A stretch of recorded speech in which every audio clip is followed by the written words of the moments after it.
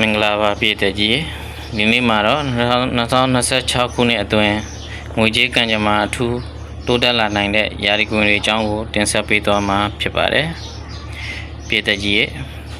လူတိုင်းကငွေဝင်ကောင်းခြင်းကြပါတယ်စီးပွားရေးအဆင်ပြေခြင်းကြပါတယ်ဒါပေမဲ့လူတိုင်းအတွက်အခွင့်အရေးတွေတစ်ချိန်တည်းတပုံစံတည်းရောက်မလာတတ်ပါဘူး2026ခုနှစ်ဟာအချို့တော့ယာရီကွန်တွေအတွက်တော့ငွေဝင်လမ်းကြောင်းတွေပွင့်လာမဲ့နှစ်တစ်နှစ်ဖြစ်လာနိုင်ပါတယ်ပထမဆုံးပြောရမယ့်ယာရီကွင်ကတော့နွားယာရီပွားများပဲဖြစ်ပါတယ်နွားယာရီပွားတွေဟာအရင်နှစ်တွေကစ조사ခဲ့တဲ့မြတ်အကျိုးရလဒ်တွေပြန်လည်ခံစားရမယ့်ကာလထဲကိုဝင်ရောက်လာနေပါပြီရတန်နေခဲ့တဲ့လုပ်ငန်းတွေပြန်လည်လှုပ်ရှားလာနိုင်ပါတယ်ငွေဝင်လမ်းကြောင်းအသစ်တွေတွေးရှိလာနိုင်ပါတယ်နောက်ထပ်ကံကောင်းမဲ့ယာရီကွင်ကတော့ချင်းတစ်ယာရီပွားများဖြစ်ပါတယ်ချင်းတစ်ယာရီပွားတွေဟာ2026ခုနှစ်အတွင်းလူမှုတိုင်းဝိုင်းရဲ့အကူအညီကိုရရှိလာနိုင်ပါတယ်အလုပ်ကအခွင့်အလမ်းအသစ်တွေပေါ်ပေါက်လာနိုင်ပါတယ်စီးပွားရေးလုပ်ငန်းလုပ်ကိုင်နေသူတွေအတွက်လည်းဖောက်တဲ့အသစ်တွေတိုးလာနိုင်တဲ့ကာလတစ်ခုဖြစ်ပါတယ်တတိယမြောက်ယာရီခွင်ကတော့ကင်မီကယ်ယာရီပွားများဖြစ်ပါတယ်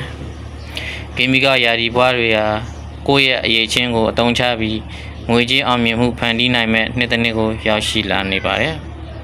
အထူးသဖြင့်ကိုယ်ပိုင်လုပ်ငန်းလုပ်ကိုင်သူတွေအတွက်တိုးတက်မှုမြင်တွေ့ရနိုင်ပါတယ်မက္ကရယာရီပွားတွေကတော့နှစ်နဲ့မမှန်တိုးတက်လာမဲ့ကံကြမ္မာကိုပိုင်ဆိုင်ထားပါတယ်ချက်ချင်းကြီးမချမ်းသာနိုင်သေးပေမဲ့တည်ငြိမ်တဲ့ငွေကြေးဘဝတစ်ခုကိုတည်ဆောက်နိုင်မဲ့အခွင့်အရေးတွေရှိနေပါတယ်ပြည်သက်ကြီးပေရင်ဆိုတာလမ်းညွှန်ချက်တစ်ခုသာဖြစ်ပါတယ်အောင်မြင်မှုရဲ့တော့ချက်ကတော့ကိုယ့်ရဲ့စ조사အားထုတ်မှုဆုံးဖြတ်ချက်မှန်ကန်မှုနဲ့အခွင့်အရေးကိုလက်မလွတ်စေဖို့ပဲဖြစ်ပါတယ်ဒီဗီဒီယိုကိုကြည့်ရှုနေတဲ့ပြည်သက်ကြီးအားလုံး2026ခုနှစ်အတွင်းငွေဝင်ကောင်းကြပြီးစီးပွားလက်ပတ်များတိုးတက်ကြပါစေလို့ဆုမွန်ကောင်းတောင်းပေးလိုက်ပါတယ်ခင်ဗျာအားလုံးကိုကျေးဇူးအများကြီးတင်ပါတယ်ဒီမှာတစ်ချက်တည်းကျွန်တော်ဘာကိုပြောချင်လဲဆိုတော့ကျွန်တော်တို့မိမြန်းစရာတွေရှိခဲ့ရင်